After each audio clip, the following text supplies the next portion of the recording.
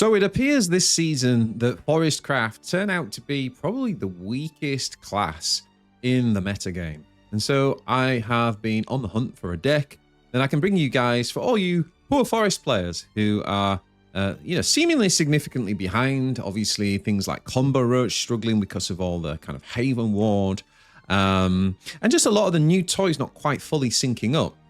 So with that said, I've kind of been testing a few different things, and this is kind of like one of the better lists that I have come up with. So let's take a look at the deck, and then we'll jump into some games. Thanks, as always, for everybody who likes and subscribes to support the channel. Really, really appreciate it. With that said, let's dive on in. Okay, so this is a Tempo Fairy deck that has been doing okay for me, to be honest. Definitely feels like this sort of thing is the way to go right now with Forest, especially on ladder. So what we're doing is we're taking the old kind of Tempo Fairy idea where we get a really, really high tempo start to the game. And then we've got things like Arya, Lady of the Woods, who is able to give all our fairies the ability to go get Storm and go face to kind of finish off.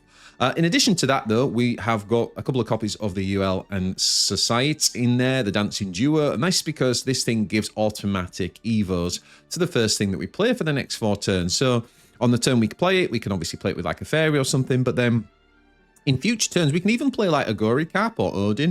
You can even play this and not spend an evo point to actually get the evolve off on it. So it storms for 6, which is really, really cool. So yeah, I think UL adds a little bit of something to it. I also think that the big addition actually from the new cards is Alpha Mare. This card's really, really good. Like you can do things like put up an emergency couple of ward units. You can do things like early in the game, give a wide board +1 attack and rush, which is really potent for like pushing a chip damage early on. And I think this card's proven to be really, really good. So I like this a lot. In addition, we've got Jerrybane, and we've only running 2 copies, but this of course does allow you to pivot. The whole point with Tempo Fairy in the past has been that like as you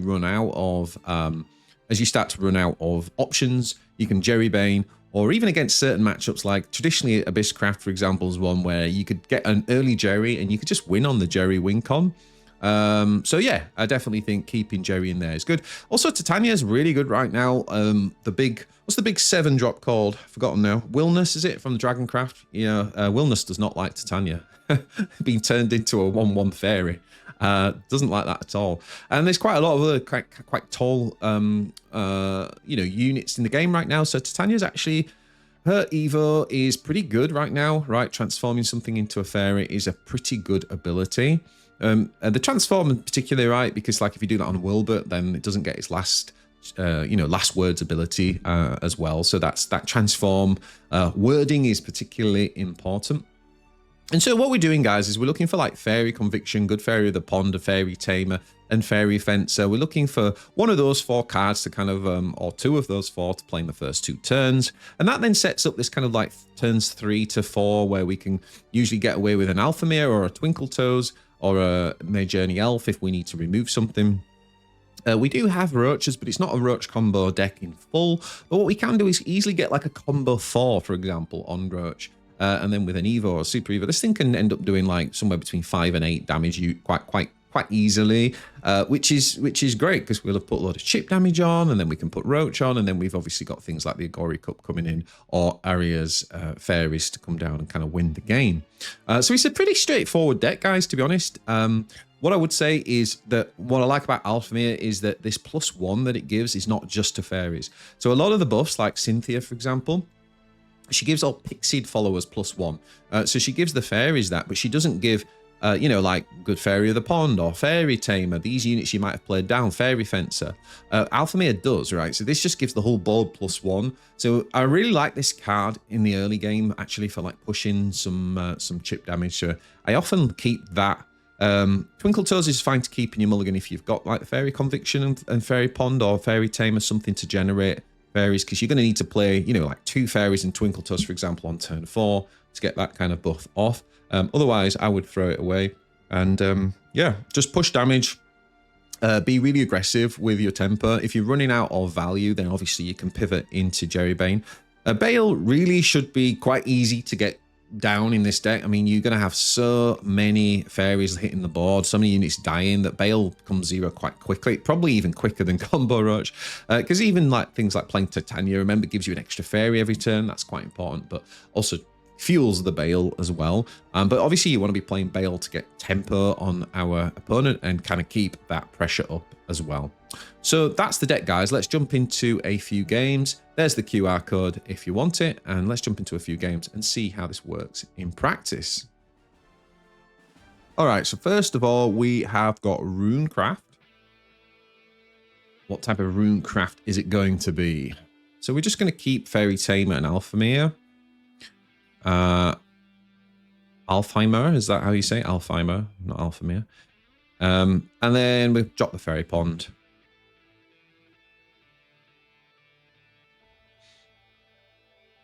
Now we actually went with the Tamer there because, like, obviously this turn, if we wanted to Alphamere, we'd only be able to play one fairy anyway. Or we could play the Fairy Tamer down and just set it up. So we do this now. And next turn we've got options, right? We can play Cynthia, or we can obviously look to get that Alphamere down.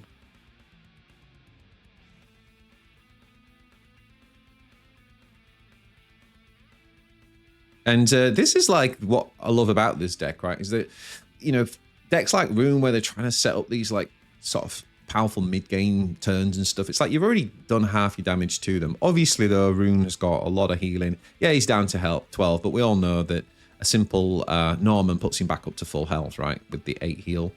So we're not going to get too excited just yet. But you can see how like early tempo that this deck puts out is just pretty phenomenal, right? So Cynthia allows us to clear the board and continue to push a little bit of damage. This Onion is a real nightmare against our deck because we've got so many, you know, 1 health units. Onion's going to get great value. And Annangray is doing Annangray things and just cleaning up the board quite nicely.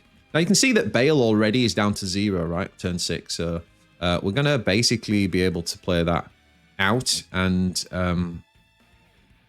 actually we got the Titania, right? So Titania's going to be able to transform Annangray into a 1/1 and make the trade. And we choose not to play Bale here. Now, you could have played Bale just to put that, but if he was going to do his AoE from he's got enough dirt to play AoE, and it would have just killed it anyway. Whereas I think here we're going to actually need it to remove the board.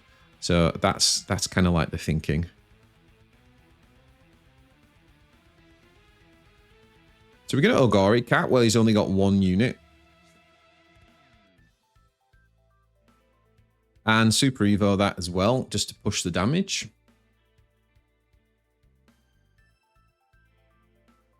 Okay, so he is back down to 10 health. So he's digging, Witch Brew. And obviously with that amount of fairies and the Bale, we've got a nice kind of Killer Roach setup here. And this is, and we draw the other one as well. So we just Bale to kill this and combo off and we win. And this is the thing, guys, like obviously, unlike a combo Roach deck where you're trying to do 20 bursts, you don't really need to do 20. Here we're going to get, what, 9, 12 is it, something? Yes, we can do 12, no problem. And that's GG.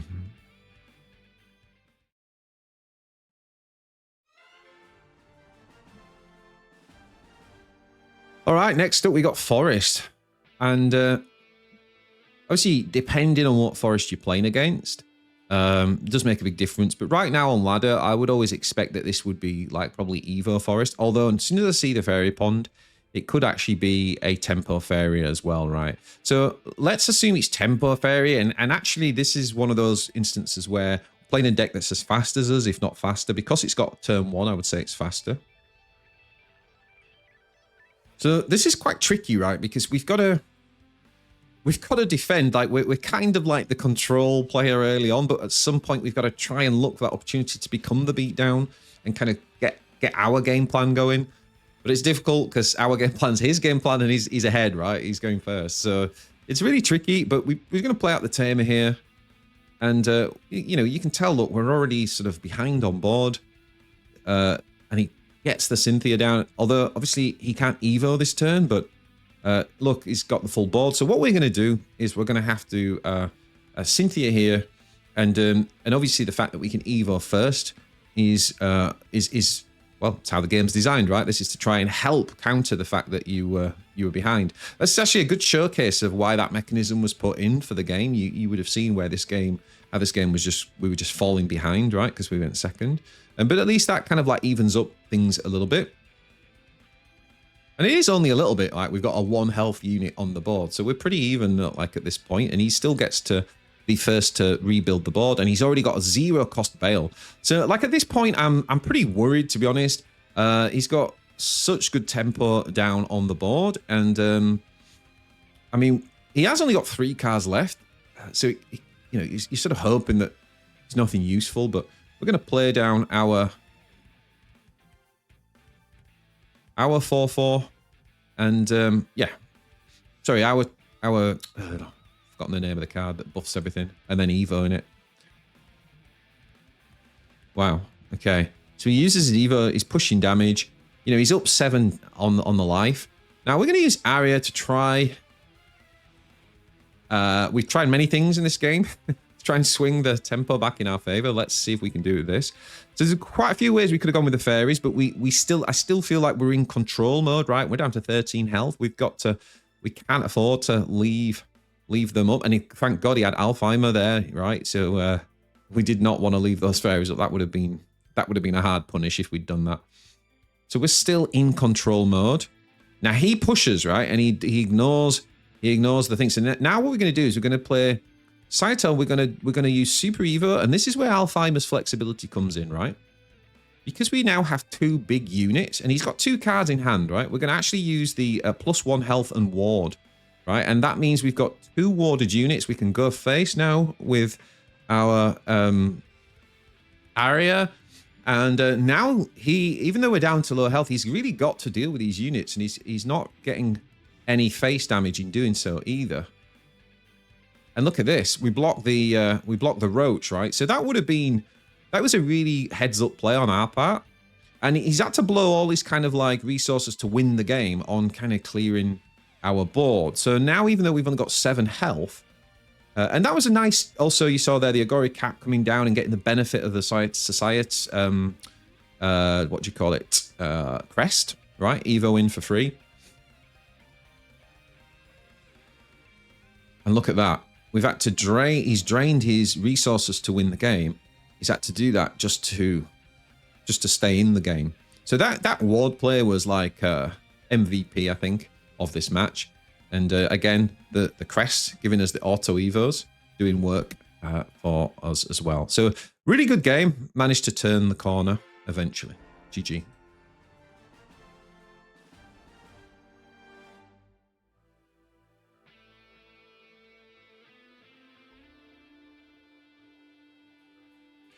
Okay, we're going to keep we're playing against Haven. We're going to keep the early game pressure here and the Alfheimer and see if we can get some damage in. It's very, very difficult against Haven, and what we got to try and do is kind of like putting down to a health range where if he plays sort of like Wilbert and we can kind of line up Odin into Wilbert, like we can kind of hard punish him for that, right? And try to kind of close the game out. And cards like Alfheimer really help with this kind of game plan, because Alfheimer just really ups the pressure that we put on board. Like here, for example, we got 6 damage coming his way if he can't do anything. So what we actually decide to do, which is an interesting line, is we go Alfheimer again, and we use the Journey Elf to just remove this. So split the fairies, Alfheimer, then Journey Elf on the combo 3. And that way we actually get to clear his board and do 9 damage to face. Now, obviously, probably like the end of us having a chance of just going face. So let's see what's left. Well, what we can do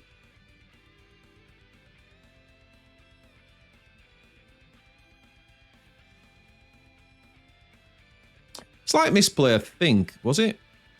No, it wasn't, because we wanted to maximize damage on going face. Okay. Yeah, fair enough. No, that was fine. So we got another Bit of chip damage in.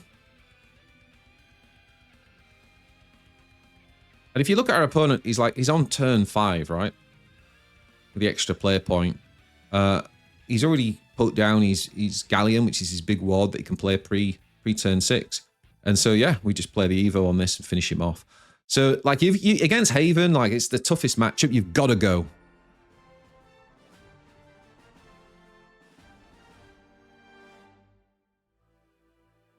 Alrighty, next up we got Portal. Yeah. Not the best mulligan, to be honest. I'm not sure we should have kept 2 4-drops, and then we got hand punished by drawing a third 4-drop. So we are looking for something to help us with the curve. The Puppet, this is quite good for us. Like, we kind of like seeing the 2-1. It's like one of the few matchups for them where playing that card's not that great early on.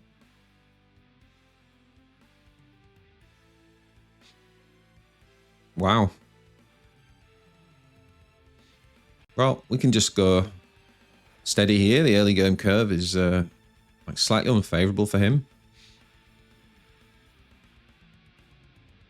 Again, Puppets kind of tend to dominate the early game, right? But this is one matchup where it's actually a little bit awkward for him. Now we can just Cynthia here and just keep a wide board, right? We're not even going to bother trading with this.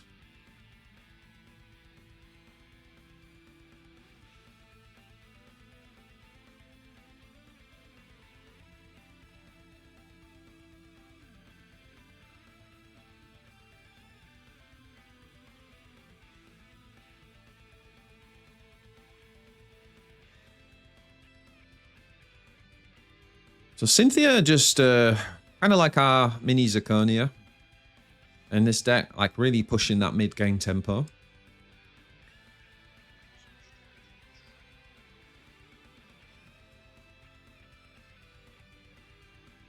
And we could have like Cynthia to put we would have buffed 2 fairies, so we'd have done another 2 damage. That was a reasonable call too. I guess the idea with the Titania is to just get a fairy come in every single turn, because we know we've got Arya next, for example. So having those auto fairies coming down is going to be big. But there's definitely a few different ways we could have done this, a few different lines.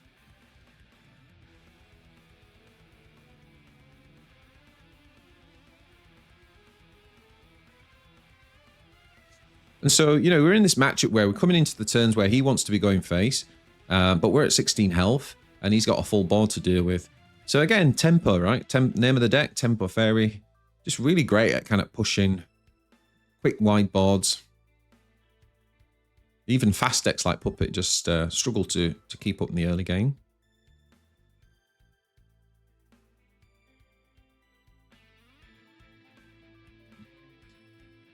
So down comes the Dancing Duo. We're going to Super Evo. We are actually going to take the trade here. So now we can just obviously hit board and go face, and notice that the fairy evoed up, right, because of the crest. And because we've already got Arya crest down, that's evo going to face, right? So 3 storm damage from 1 fairy, not bad. And our opponent calls it there. GG. Alrighty, guys, so that is the deck. Hopefully that little showcase of gameplay just showed you what you can do against the different classes. And if you got any questions, let me know down below in the comments. I do, as I said at the start of this video, I do acknowledge the fact that it is pretty tough for Forestcraft players. But don't worry, your day will come. I'm certainly looking forward to some new archetypes in Forest. I feel like we have had the same things for quite a while now, and I'm really looking for some fresh ways to play them. I think one day, some of the cards that are in the pool right now that aren't getting used will actually come into play as new archetypes emerge. But for now, I do think this is probably your best bet if you want to play Forest on ladder, and you can definitely get a decent amount of wins with this deck. It's fast to play as well. It's pretty fun. So hopefully you will enjoy. Thanks for all the support. Like and subscribe, and check out this video next. Ciao for now.